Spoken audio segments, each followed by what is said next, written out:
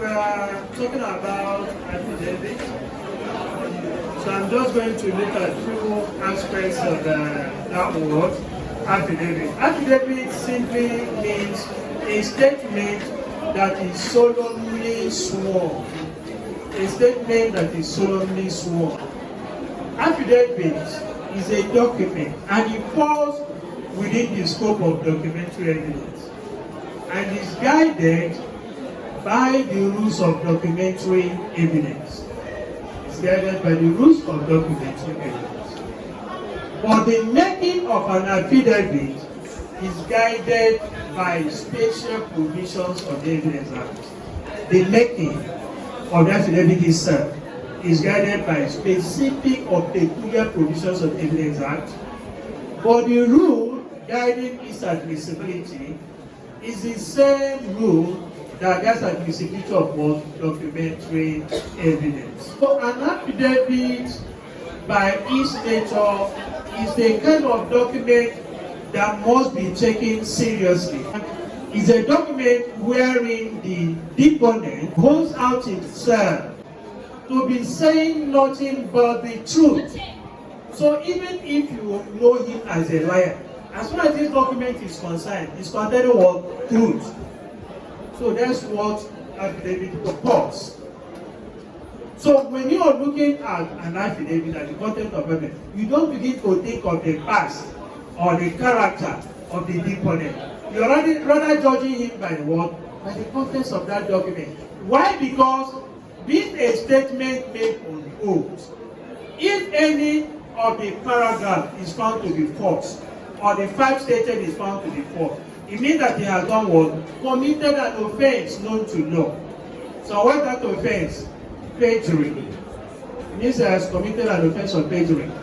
So when somebody says, I make the following statement on oath, he's simply telling you, I am aware of the consequences of what I am doing. I also know that if I lie, I will face the consequences. I'm talking about the contents of the document. The contents of an affidavit are only factual. They are factual depositions. No argument, no citation of laws, and no conclusions. Argument in the sense that maybe you want to persuade the reader to believe. No, such persuasion is unnecessary. All you are doing here is laying bare the facts so that the reader will look at the fact and know what you are talking about. And most of the times, argument here includes legal argument.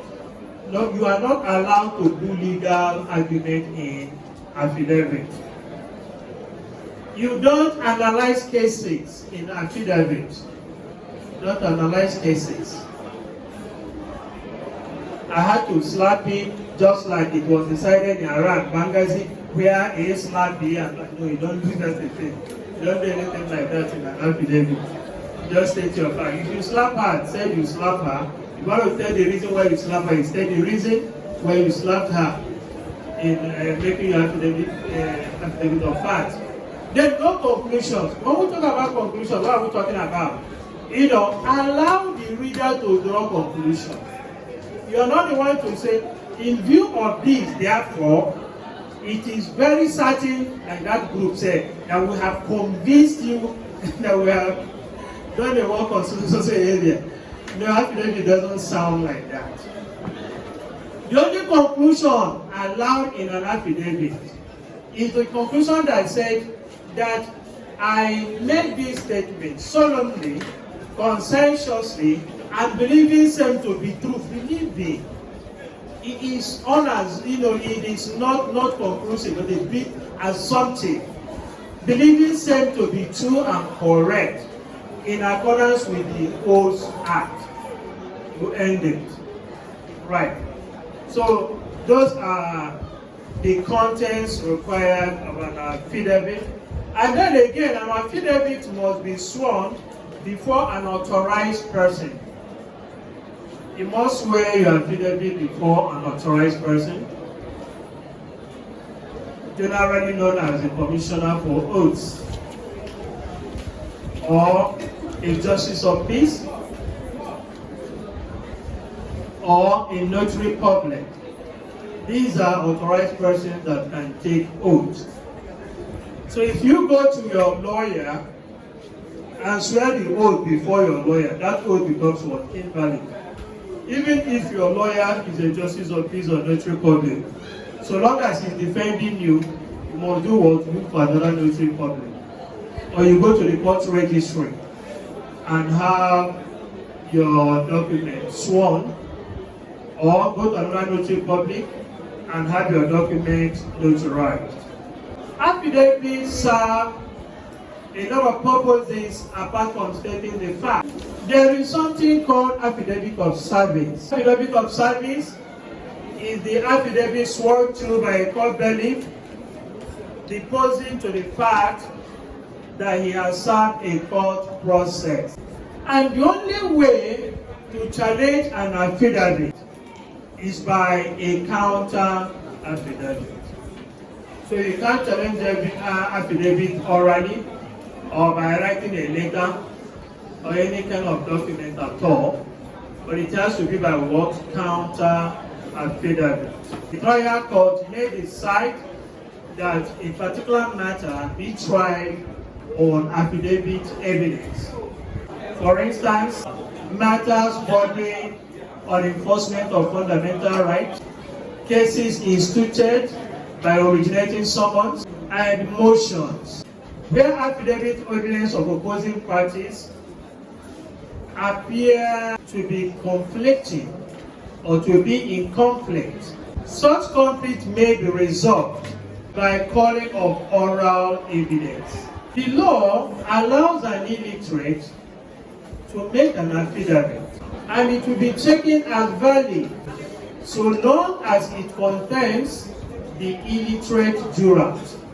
Illiterate jurat simply means a statement made in the affidavit by an interpreter who wrote and interpreted the affidavit to the illiterate before it was executed.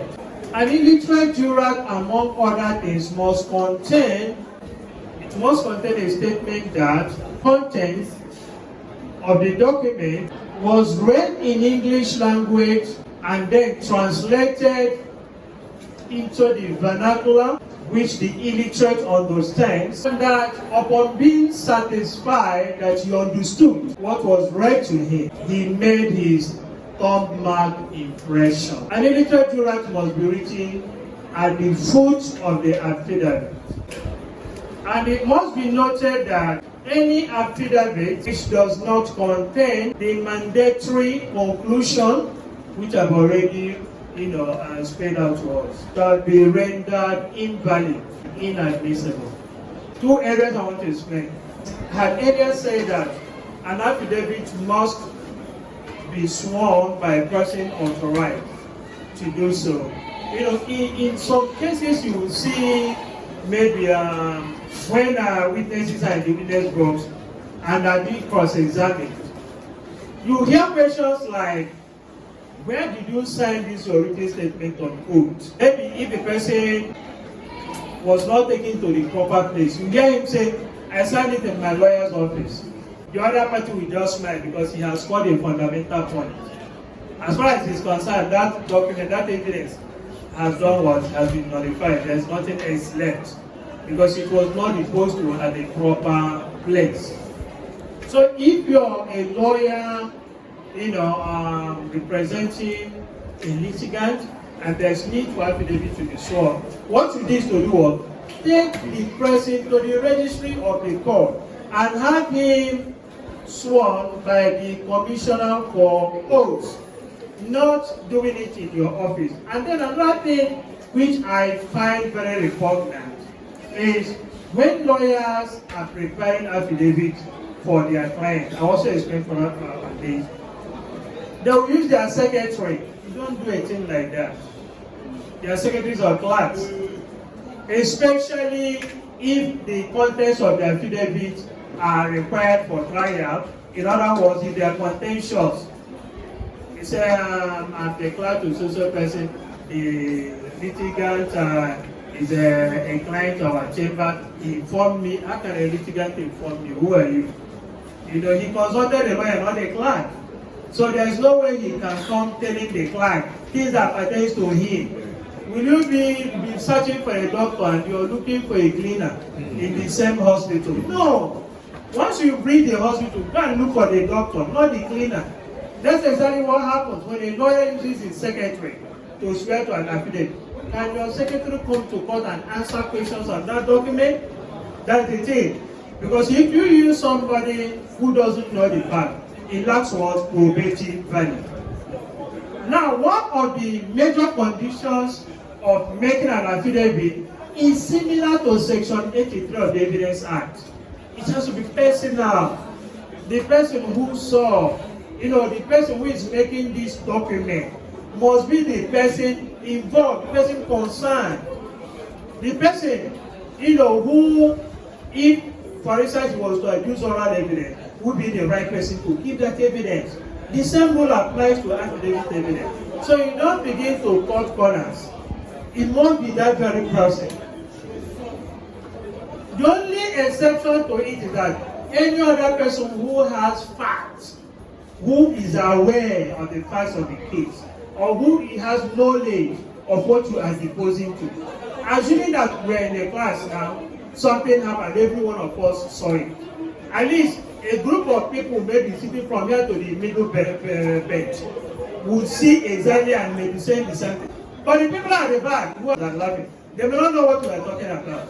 So they're in the world of their own. That's what the session is talking about. It has to be done by that person who has knowledge, or the person who has been so informed. This is one other area you have to hear say evidence. Exception to documented evidence is what? Affidavit evidence. In an affidavit, when somebody gives you an information, he informs you, and you believe him that what he has told you is the truth, you can say what he told you on oath. But is there a different thing whether you can defend it or no? So it's similar to Section 83, subsection 2. Especially the arm that deals with corporate records, subsection II, that deals with corporate record. The same rule applies to affidavit evidence. So it's better when you are doing an affidavit, get somebody who has the facts to do what? To depose to the fact. And that's why, those days when we were growing up, your father could do an affidavit for you. That I bought so thing for my son, I gave details, but he got lost. Search for it, we couldn't find it. You're coming to school, they say, what of it? He said, I have an affidavit, so by my father. And nobody bothered because your father has said that he's aware of the fact. Maybe he's more knowledgeable in the fact that he's deposing to than you. Especially those whose births were not recorded. If, for instance, somebody was not born within a vicinity where births are registered, your father or mother can do what? State to an affidavit declaration of age for that very person.